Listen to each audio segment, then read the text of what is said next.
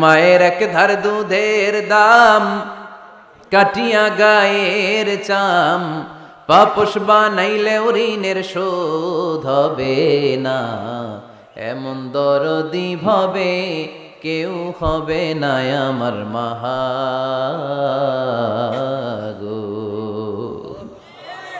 আহা, যাদের মা নাই তারা জানে মা না থাকার কি জ্বালা। যাদের বাবা নাই তারা জানে বাবা না থাকার কি জ্বালা। এখন ঘরে ঝগড়া করেন, এখন ভাল লাগে না আব্বা আম্মারে। এখন আব্বা এই ভুল ধরে, আম্মা এইটা বলে, এখন অনেক অসহ্য লাগে। তো যেদিন চলে যাবে ওই দিন বুঝতে পারবেন মাথার উপর থেকে ছাতাটা নাই হয়ে গেছে, বটবৃক্ষটা চলে গিয়েছে, আর উপদেশ দেওয়ার মতো কেউ নাই, কাছে আগলে রাখার মতো কেউ নাই। এজন্য আব্বা আম্মা থাকতে আমরা যেন আব্বা আম্মার কাছ থেকে দোয়া চাই। আব্বা আম্মার দোয়া কোনোদিন আল্লাহ তাআলা ফিরিয়ে দেয়। আব্বা আম্মার কাছে দোয়া চাইতে হয়, আব্বা আম্মার দোয়া আল্লাহ ফিরিয়ে দেয় না। দোয়া চাইতে দেরি, দোয়া কবুল করে নেয় কে? আমরা আব্বা আম্মারে রেখে দিয়ে অমুক দরবারে যাই, অমুক দরবারে যে দোয়া চাই। আসল বড় দরবার যে আমার ঘরে, এটাই ভুলে যাই। আমার আব্বার চেয়ে বড় কোনো পীর সাহেব আমার জন্য হতে পারে, আমার মায়ের চেয়ে বড় দোয়াকারী আমার জন্য পৃথিবীতে থাকতে পারে। পৃথিবীর সবাই মিলে, সব আল্লাহর ওলিরা মিলে কোরআন খতম দিয়ে এখানে ফু দিল একটা গ্লাসের পানির ভিতরে। আপনার আম্মা কিংবা আব্বা শুধু বিসমিল্লাহ বলে আর একটা গ্লাসের পানির মধ্যে ফু দিল, মায়ের দোয়াটা মুহূর্তেই কবুল করে নিবে কে? আম্মা আব্বার চেহারার দিকে তাকালেই কবুল হজের সওয়াব দেয় কে? হজ করে আসছেন কারা কারা দেখি?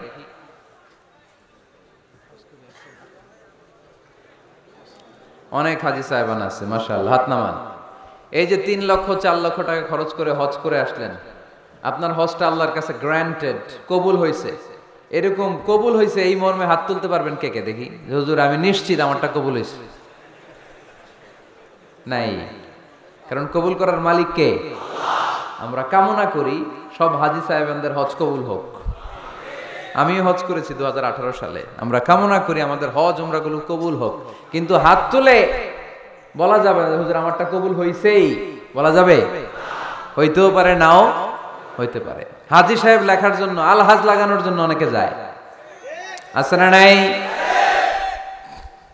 তাওয়াফুল ওয়াদা একটা তাওয়াফ আছে, বিদায়ী তাওয়াফ। কি তাওয়াফ? হজের সব কাজ শেষে ফেরার আগে কাবা ঘরের সাথে দেখাটা, মোলাকাত করে আসতে হয়। আল্লাহর হাবিব বললেন সর্বশেষ দেখাটা যেন কাবা ঘরের সাথে হয়, 7টা তাওয়াফ যেন সে করে। তো এক লোক 6 তাওয়াফের পরে ফোন আসছে দেশে, তো মেয়েরে বলতেছে মা আর একটা তাওয়াফ বাকি আলহাজ হইতে, একটু পরে তুই ফোনটা দে, একটু পর দে, আলহাজ হইতে আর একটা তাওয়াফ বাকি। তো উনি গেছে কি হওয়ার জন্য? আলহাজ হওয়ার জন্য। নামের আগে আলহাজ লাগাবেন না। কেউ যদি আপনারে বলে হাজি সাহেব, বলুক, কিন্তু আমি হজ করছি একজনরে দেখানোর জন্য। তিনি কে? আল্লাহ। এজন্য ইখলাসটা বড় জরুরি। লোক দেখানো মনোভাব আমাদের সবকিছুকে ধ্বংস করে দেয়। তো যারা হজ করেছেন কেউ কিন্তু হাত তুলতে পারলেন না যে হুজুর আমি 100% কনফার্ম যে আমার হজটা কবুল হয়েছে। কিন্তু আল্লাহর হাবিব বলেন রহমতের নজরে তোমার আব্বা আম্মার চেহারার দিকে যদি একবার তাকাও, মুহূর্তেই একটা কবুল হজের সওয়াব তোমার আমল নামে আল্লাহ দিয়ে দিবে। চিল্লায় পড়েন আল্লাহু আকবার। এজন্য আব্বা আম্মা থেকে দোয়া নেওয়ার দরকার আছে না নাই? দোয়া চাইবেন, দোয়া চাইবেন। মায়ের মর্যাদা অনেক বেশি, বাবার চেয়ে 3 গুণ বেশি, কমসে কম। কয় গুণ বেশি? মা মা মা, তারপর বাবা। 3 বার মা। কয়বার মা? 1 বার বাবা। তার মানে মাকে ইসলাম দিয়েছে স্বর্ণ পদক, দিয়েছে রৌপ্য পদক, দিয়েছে ব্রোঞ্জ পদক, আর বাবাকে দিয়েছে সান্ত্বনা পুরস্কার। আমরা এটা নিয়েই খুশি, ঠিক কিনা? তাহলে মাকে 3টা পুরস্কার, স্বর্ণ পদকও মা, রৌপ্য পদকও মা, ব্রোঞ্জ পদকও মা, বাবারে দিছে কি?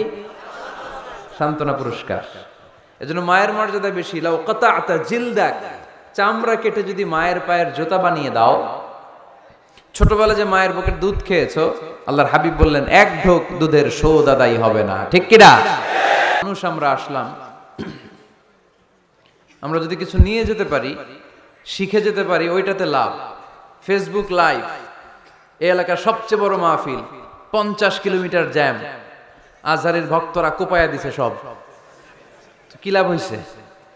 কিছু যদি নিয়ে যেতে না পারেন, এজন্য এখনই শুরুতেই নিয়তটা খালেজ করে নেন যে যে কয় মিনিট আমরা কথা শুনবো আমরা যেন শুধুমাত্র কেবলমাত্র একমাত্র আল্লাহ তাআলার সন্তুষ্টির জন্য শুনতে পারি। আল্লাহ তুমি তৌফিক দান করো। আরো জোরে সবাই পড়বো আমিন। যে পরিমাণে তাফসির মাহফিল হয় এদেশে, ওই পরিমাণে হেদায়েতের ছোঁয়া স্পর্শ দেখা যায় না দেশে। তাফসির মাহফিলও হয়, আবার ক্যাসিনোর ব্যবসাও হয়। তাফসির মাহফিলও হয়, আবার পেঁয়াজের দামও বাড়ে। তাফসির মাহফিলও চলে, লবণের গুজবও ছড়ায়, হয় না? তার মানে যে পরিমাণে এটার ইম্প্যাক্ট ইন দ্য সোসাইটি, এটার প্রতিফলন, এটার প্রভাব সমাজে থাকা দরকার ছিল, ততটা নাই। একেবারে যে নাই তা বলবো না, আছে। মানুষ পরিবর্তন হচ্ছে, দেখা যাচ্ছে। আমাদেরকে বলে, হুজুর আগে গান বাজনা শুনতাম, এখন কোরআন শুনি। আগে নামাজ পড়তাম না, এখন পড়ি। আগে দাড়ি রাখি নাই, হুজুর এখন দাড়ি রাখছি।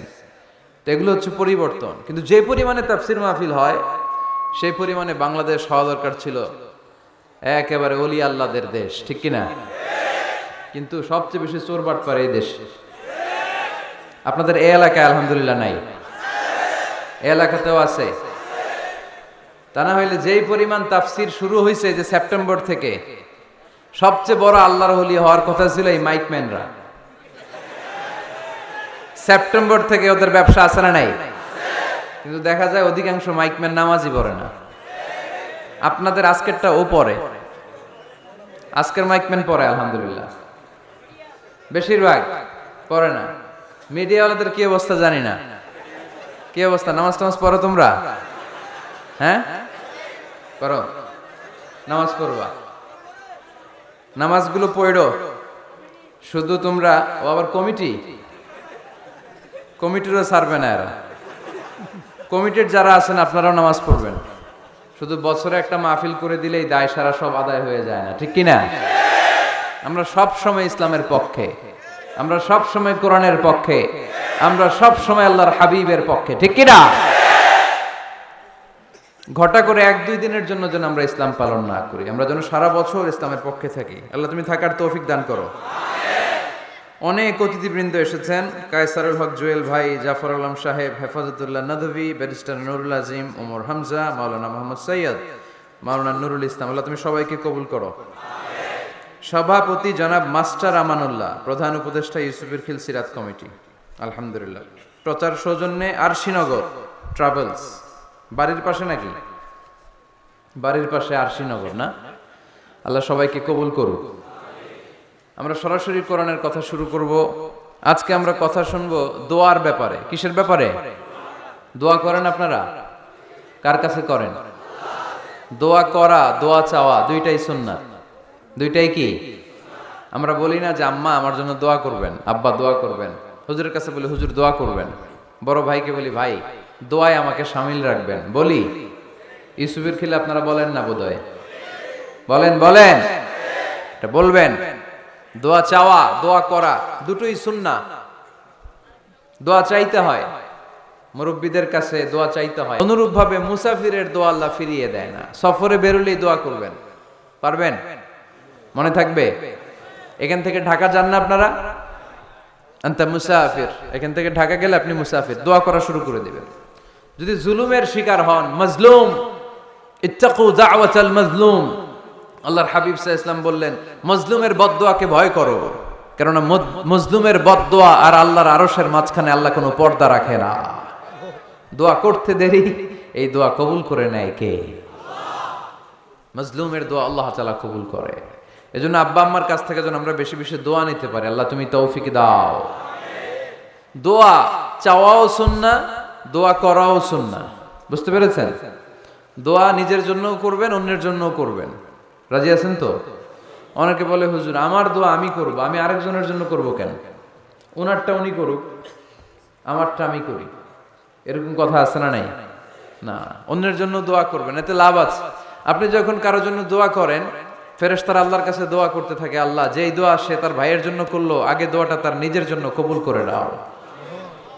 মা মিন মুসলিম ইয়াদউ লি আখিহিল মুসলিম বিযাহরিল গায়ব ইল্লা ক্বালাল মালাক ওয়ালাকা বিমিসলিন।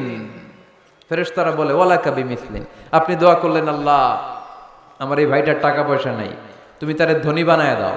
ফেরেশতারা তখন বলে ওয়ালাকা বিমিসলিন, মানে আল্লাহ যিনি দোয়া করতেছে আগে তারে ধনী বানিয়ে দাও। সুবহানাল্লাহ কইতে পারলেন না? আরো জোরে বলেন সুবহানাল্লাহ। একখানা ডর করি কও বাজি সুবহানাল্লাহ। এইবার বেড়ে গেছে আওয়াজ। একখানা ডর করি হও না বাজি, এইটা বললে কক্সবাজারের বাইরে বলতে পারে। ডর করি কইতে হবে বড় বড় করে। আপনার ভাই অসুস্থ, আপনি দোয়া করলেন আল্লাহ আমার ভাইটা অসুস্থ, তারে তুমি সুস্থ করে দাও। ফেরেশতারা বলে ওয়ালাকা বিমিসলিন, মানে আল্লাহ যিনি দোয়া করতেছে তার কোনো রোগ বালাই থাকলে আগে তারে সুস্থ করে দাও। তো এজন্য অন্যের জন্য দোয়ার দরকার আছে না নাই? আল্লাহর হাবিব সাল্লাল্লাহু আলাইহি ওয়াসাল্লাম বললেন দোয়া মুখুল ইবাদা, দোয়া হচ্ছে ইবাদতের নির্যাস।